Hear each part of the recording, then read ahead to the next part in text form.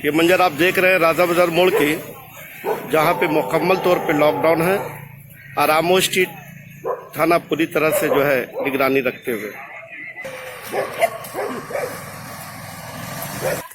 भैया आपका मास्क कहाँ पे है? सर घर में है, जल्दी चले आए। आपको मालूम है लॉकडाउन है, मास्क के बगैर आप घूम रहे हैं? सर भूल हो गया सर, गलती हो गया। चलो चलो उधर चलो।